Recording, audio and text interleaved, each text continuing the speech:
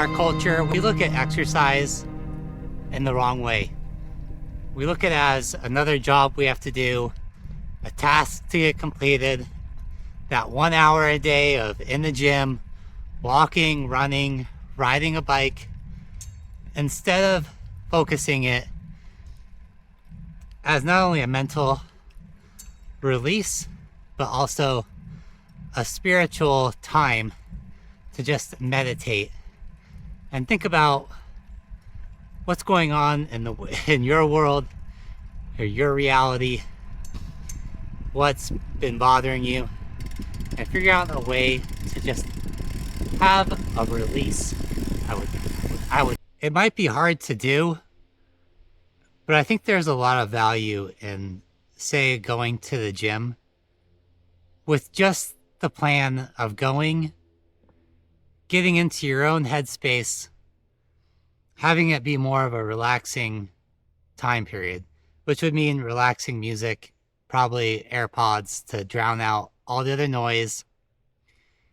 Just go in, grab a yoga mat, do some balance exercises, anything stability, maybe with the Bosu ball, and just move your body through movements that will challenge your balance as well as your flexibility, and just focusing on breathing, calm thoughts, and just thinking there's no place else to be, there's nothing else to do, there's nothing on TV or Netflix or HBO that is important. It's just that time to focus on yourself.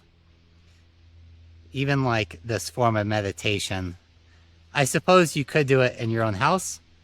I kind of like to personally be around other people and be in that kind of a zone. That way I don't feel like I'm secluded alone. And it might be hard to find that space in a gym, but even if it's just in like the random corner for stretching, usually you can find a mat and just go through some core exercises, balancing, some yoga moves, and just stretching and seeing how long you can mentally hold that certain stretch. Say if you're doing sit and reach to your toes, to hold that stretch for 3 minutes or say one song on your playlist is a real mental challenge.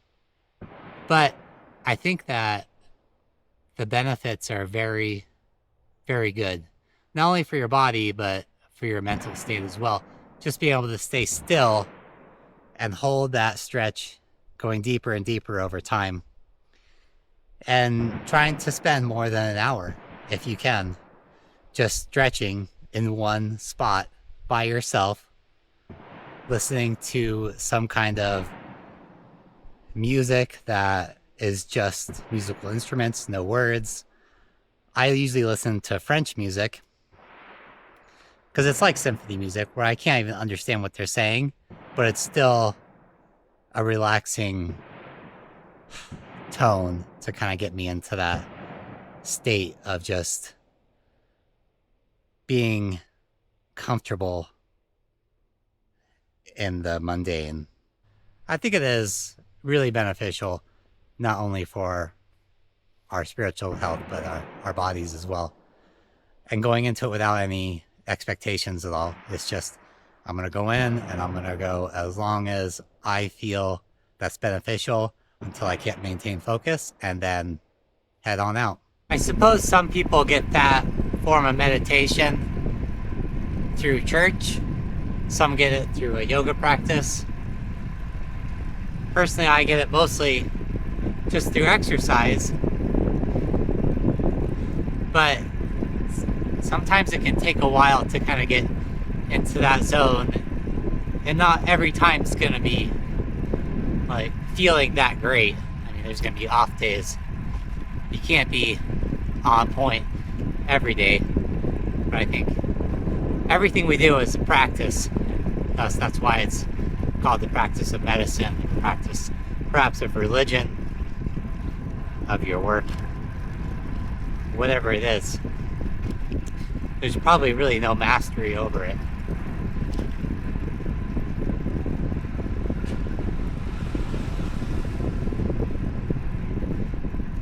But we all have to find that zone or that activity that we like to do where we can find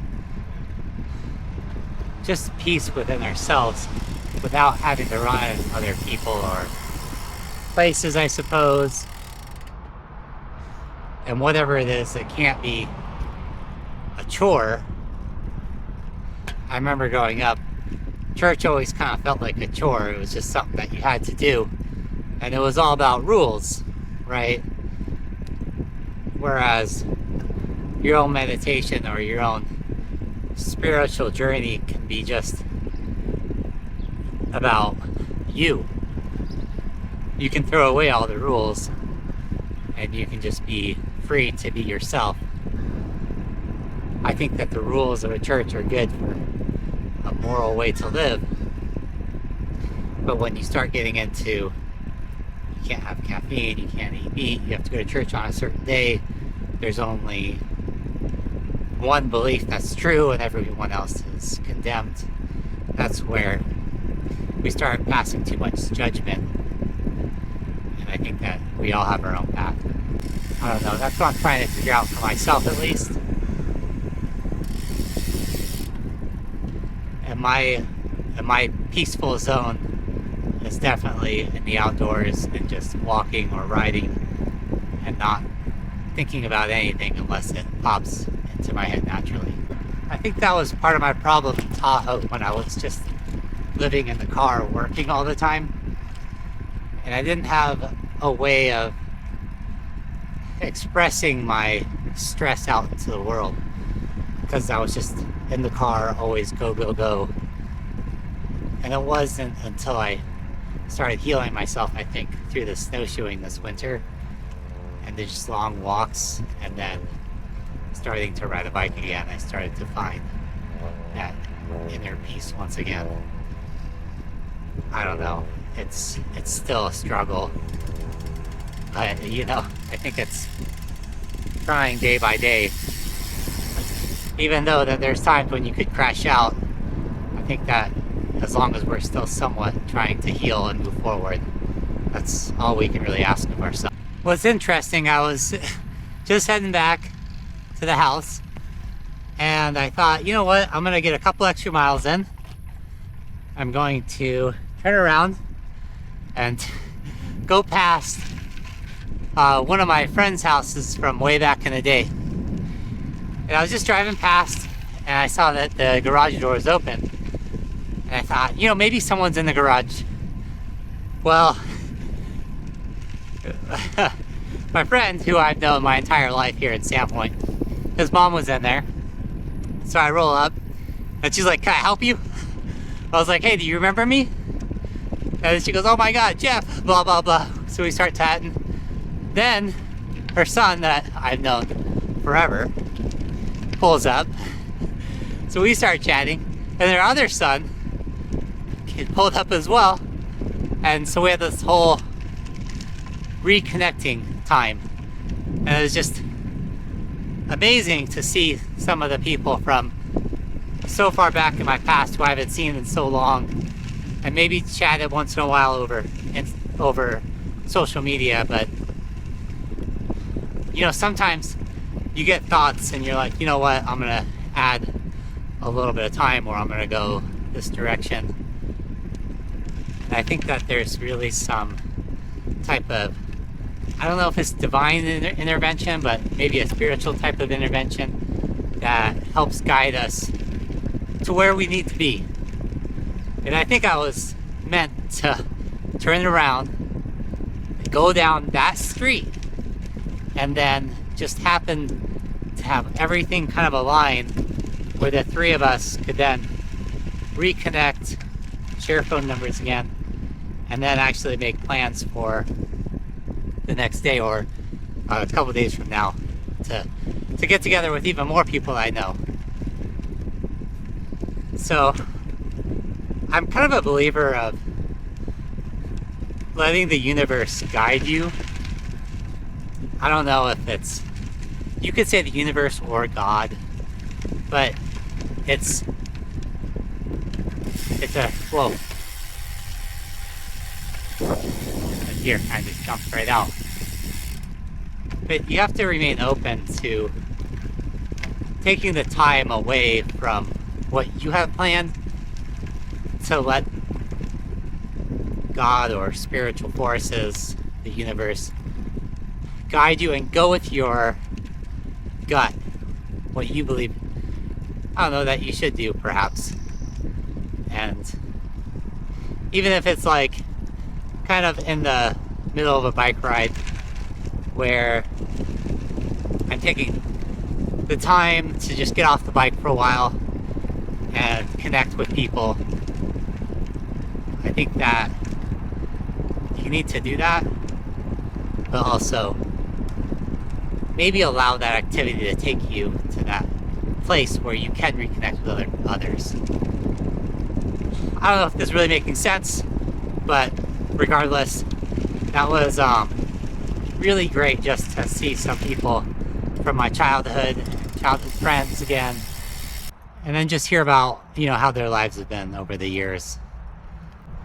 So as much as like I'm into getting out and exercising, I gotta let the universe kind of guide me along and be ready to have interruptions within what I have planned. I guess the main thing I'm thinking about today is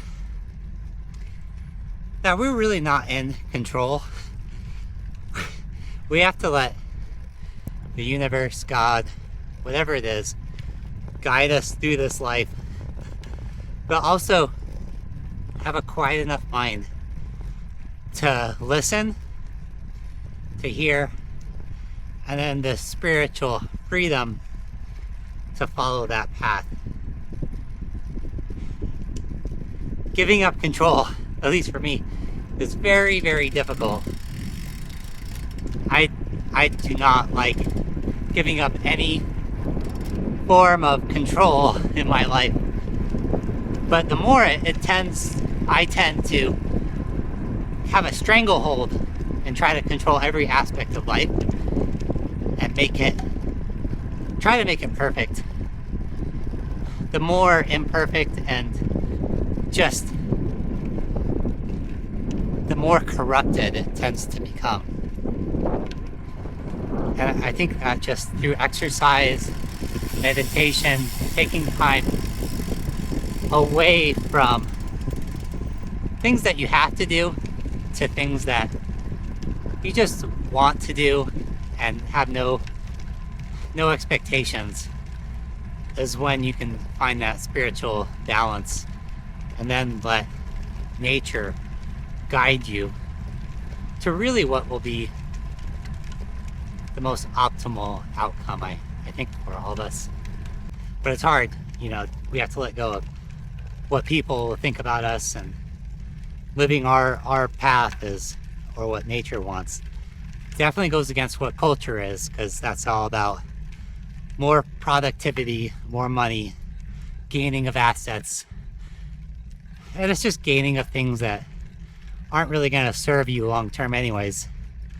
We're only here for such a short amount of time, and society wants us to just produce and not seek happiness. Whereas I think we should be seeking happiness and allow the production side to take care of itself. That's what I'm thinking. And you can only get that from quieting the mind and slowing down and taking time to perhaps watch the grass grow.